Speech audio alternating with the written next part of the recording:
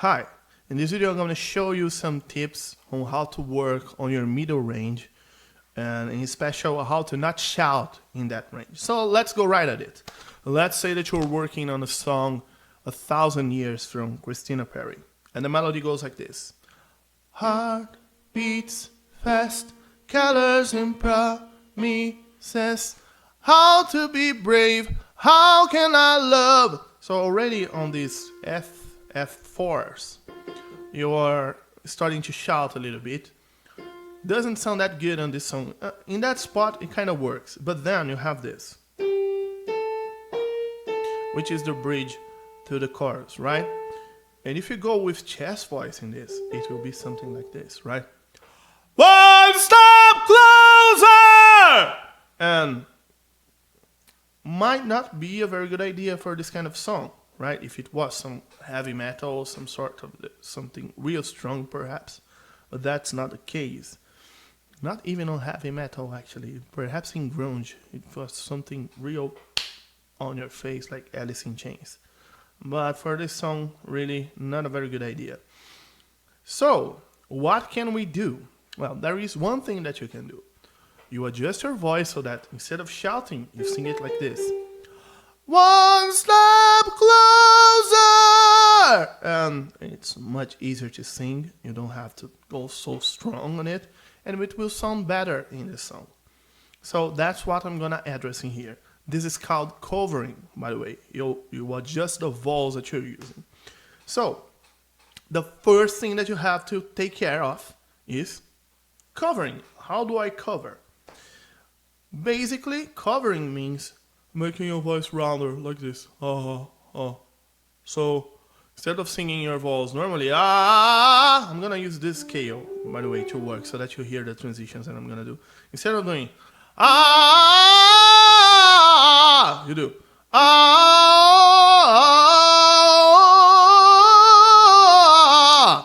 You hear the difference? Instead of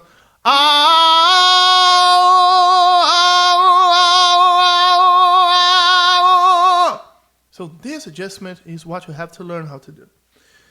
There is another video I made that goes in detail on how to adjust that. It's kind of tricky because it's not so much about the sound. If it was just the sound, you could do, in any way, you could do and it would work. But it's not just the sound, it's the position of your tongue and everything that needs to be done right. So watch the video that I'm going to link down here. It has a detailed instruction of how to adjust the vowels in that manner. The goal, as I said, is to get your voice on the relaxed, sleepy. That's the point in here. And important things that you have to take care of. It's not just going sleepy. If you try to go,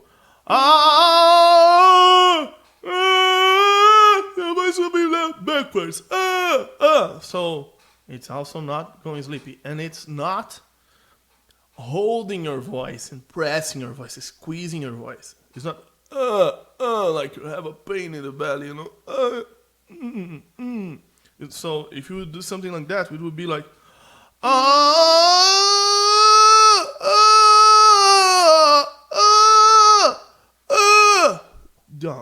Don't be in pain. It's not cool to be in pain. Relax. It can be very relaxed, very easy, and the sound should be open, not when you do this, you see that it gets kind of restricted. That's not what you want. Absolutely not. Okay? So watch the video, learn how to adjust the vowels. That will be covering, step 1. Step 2, you have to keep edge. What does it mean? Listen to my voice. I'm going to do, first I will let go of it. And listen what will happen.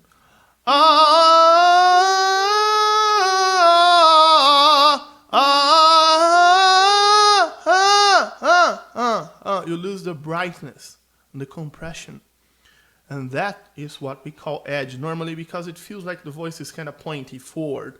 That's why it's called edge. But you can't allow it to go away. And the problem is, whenever you round your vowels in that manner, the tendency will be to let go.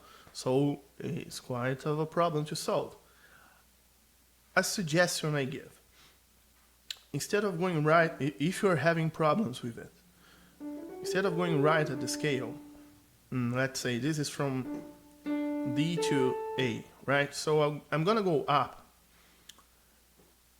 7 semitones. 1, 2, 3, 4, 5, 6, 7. I'm on A, so it's right. And I'm gonna do this on falsetto with a BG kind of voice. So and in here, make sure that it's bright, annoying, that BG's quality. Go for it. Go for your, well, you can't tell by the way I use my wow. It's cool. That's what you want. You're not going to sing in that way, by the way, but use that. After you get it going, practice on that area.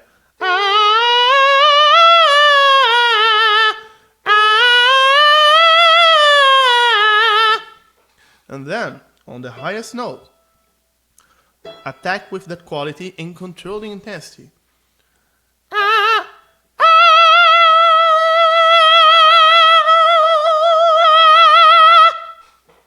And feel how it's like to control intensity in that way, because the control that you need is the same that you're gonna need in here. After you get that going, see how it's like to control it that way. You're not gonna feel a lot of things going on in here. That's not the point. You have to play with the coordination to get it in your head. After it's going on, go back and do the scale. Think of that thing that you did.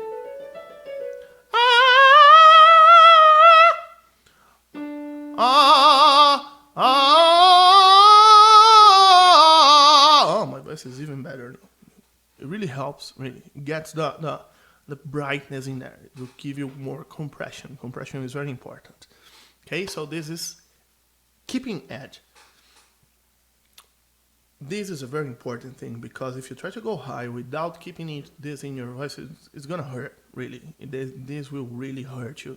So I strongly advise that if you're having trouble with this, take lessons with someone that can show you how to do it, because it's mandatory, really. Without it, forget. You're not gonna get on the high range without it. Now, support. And this is tricky too. So let's go. You're singing, you begin on a somewhat low range and start to go high. The higher you go, the more pressure you need. End of story. There is no, it just keeps going high, high, and high. It's not as strong as doing it all on chest voice. No, it's not that strong, but it's quite strong. It's almost as strong, okay? And the pressure still elevates when you transition. So here's the deal. You will need to learn how to use intercostal breathing and support. You're going to expand the back and the rib cage to the sides. This is kind of tricky to get going. I suggest you watch the videos from Marnell Sample, because he has some real cool videos on support. And also, if you don't get it going, take lessons with someone that can show you how to do. Because again, it's the kind of thing that without support you can forget, because as you get to the G, you'll be already blasting. I'll just relax everything and you're gonna hear what happens.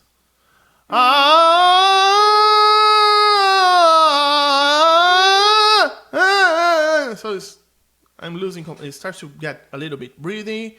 I start to lose quality. You don't understand the vowel anymore. I start to round a lot. So really, support is very important for this. Now, so assuming that you know how to use the support, there are some tricks that you can use in here too. Well, the highest note in here is the A4. That's kind of high, right? It's almost in the end of the tessitura. Almost there. So it takes a lot of pressure.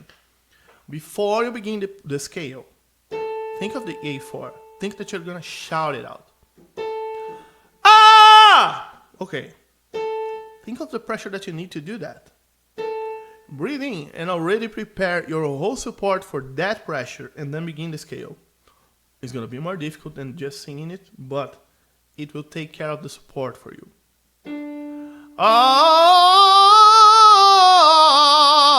And it will be there, okay? Also, another very important thing. As you do this transition from chest voice to head voice, covering, right? That rounding that we're doing, by the way, is what we call head voice. As you do this transition, you're gonna see that there is a difference in quality. Listen to what I'm gonna do.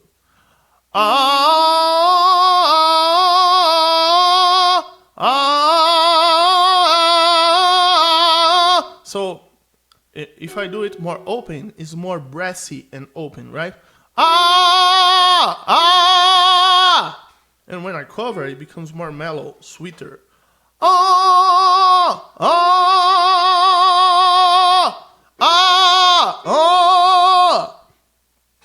This difference in quality, if you don't compensate for it, you're gonna have a lot of trouble because it will sound very light.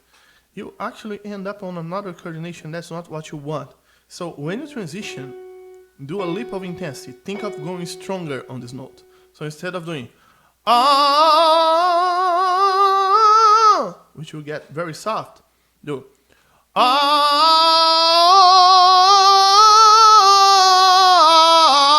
so that leap of intensity that you do when you transition will take care of keeping your voice together.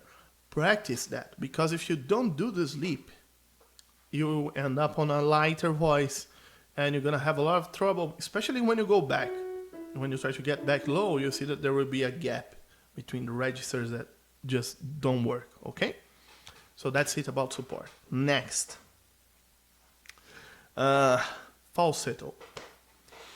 Now here is the deal. We use it falsetto in here, right? To get the edge and compression going for us. But what you do here is not falsetto. So you have to watch out so that you don't go in here and go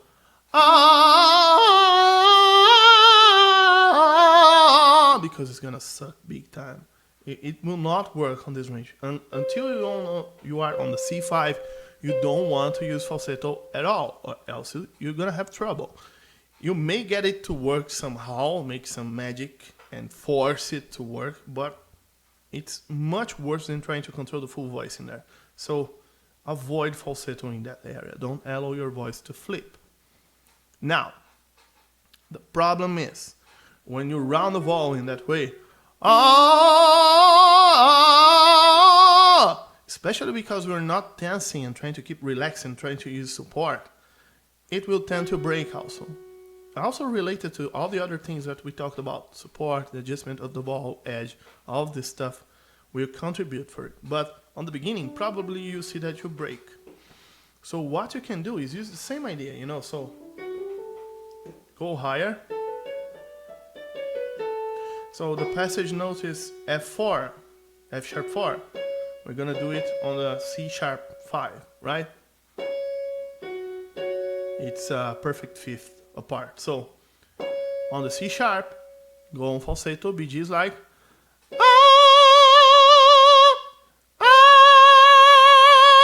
and then you're gonna flip down, flip back to your full voice on the F sharp 4. Make sure that you're already using the vowel that you want. So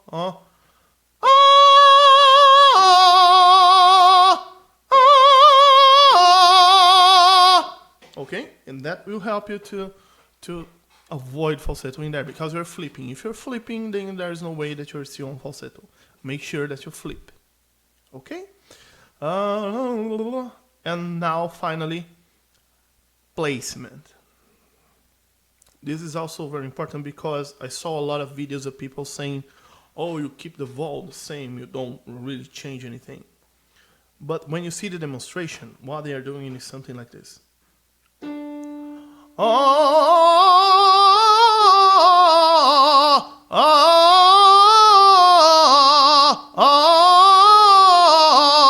And indeed, if you listen to what I did right now, you'll see that the vowel is the same all the way. It's What's the problem? The problem is exactly that the vowel is the same all the way. So you're covering on an area where you could be more open and more natural. You don't have to change your vowels that low. That's why we transition, right? If you keep using that voice lower, it starts to get really weird. It's not bad practice. As an exercise, it's good that you bring the register lower because you're gonna get used to transitioning on other points. That's very good for you, as well as taking chest voice higher like I did before. But the transition that you want at that area on the middle of the range, it's important exactly so that you have your natural vowels on the lower range. It will sound better, more articulated. So the placement that you use is going to change. On the chest voice, it's going to be more on your mouth. When you cover, it rises. So don't try to keep the same placement for everything. It's not all on the mask all the time. It's not all high all the time. It's not all low all the time. It needs to change. When you cover, let it rise. When you go back from cover, lower again. So, that's really important, because if you try to keep the placement steady and then transition, you're gonna have trouble with consistency on your voice. So just let it change. The placement that people feel for head voice is usually in this area. This is also added on the other video I'm covering. And the placement for chest voice is normally all low. So that's it, really. Placement must change. Don't try to keep it steady. So we talked about covering, edge, support, falsetto or not using falsetto, and finally placement. And the whole deal in here, why do we adjust the vowels that way? To have dynamic range on that area so that you can do one step closer instead of shouting it out, because otherwise that's all you're going to be able to do. The dynamic range in that area requires you to cover, to round your vowels. Okay? Thanks for watching, and if you like, subscribe to my channel and look at my website. The link should be around here too, because there are some useful tips in there. Okay? Thanks for watching.